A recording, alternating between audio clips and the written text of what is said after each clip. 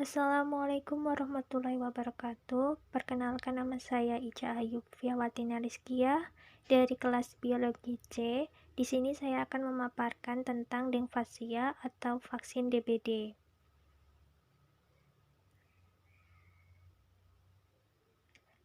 Apa saja yang akan kita bahas nanti? Yang pertama ada pengertian dari dengfasia, sejarah dari dengfasia, siapa saja yang menerima vaksin dengfasia, kemudian efek sampingnya, dan kendala dari vaksin dengfasia. Pengertian. Jadi dengfasia adalah vaksin hidup yang dilemahkan yang diberikan sebagai 3 suntikan terpisah dengan dosis awal diikuti oleh 2 suntikan tambahan yang diberikan 6 dan 12 bulan kemudian.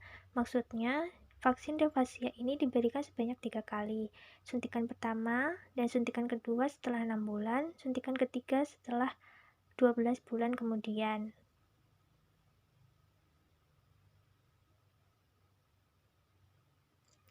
Untuk sejarah singkatnya, dengfasia pertama kali dilisensi pada Desember tahun 2015 berdasarkan uji klinis fase 3, yaitu uji klinis CYD14 yang dilakukan di Asia dan CYD15 yang dilakukan di Amerika Latin.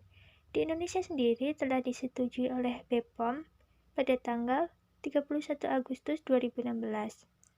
Kemudian di Amerika Serikat pada tanggal 1 Mei 2019 oleh Food and Drug Administration atau FDA sebagai vaksin pertama yang disetujui di Amerika Serikat untuk pencegahan penyakit demam berdarah yang disebabkan oleh semua serotip virus dengue 1, 2, 3, dan 4 pada orang yang berusia 9 hingga 16 tahun yang telah dikonfirmasi laboratorium sebelumnya.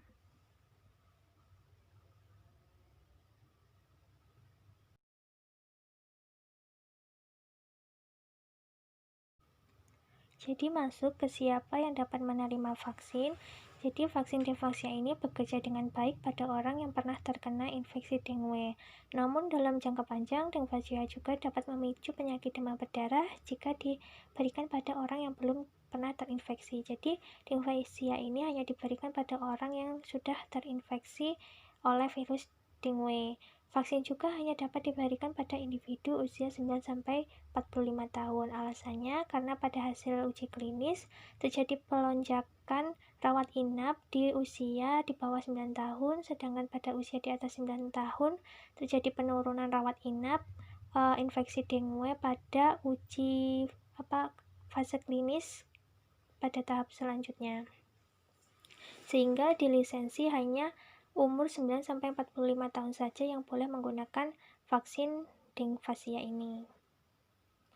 Kemudian untuk efek sampingnya ada sakit kepala, nyeri otot, nyeri sendi, kelelahan, nyeri di bekas suntikan disertai dengan gejala demam ringan setelah pemberian dari vaksin dengfasia ini. Kendala dari vaksin itu yang pertama adalah patofisiologi demam dengue masih belum diketahui secara pasti selain dari teori AD sebagai teori utama terjadinya infeksi dengue. Kemudian tidak ada hewan yang memiliki mekanisme gejala dengue yang sama seperti manusia ketika terinfeksi virus dengue ini, sehingga data uji praklinisnya tidak mempresentasikan efikasi sesungguhnya.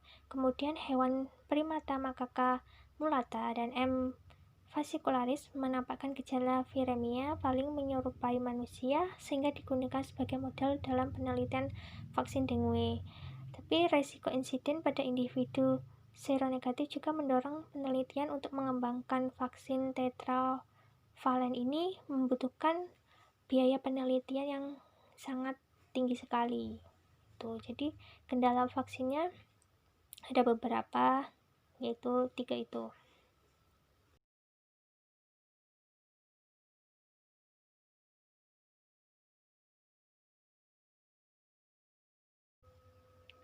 Berikut ini adalah daftar pustaka dari referensi, dan sekian presentasi dari saya tentang vaksin dengfasia ini. Semoga bermanfaat dan Mohon maaf jika ada kesalahan kata maupun ucap dalam pemaparan. Saya akhiri. Wassalamualaikum warahmatullahi wabarakatuh.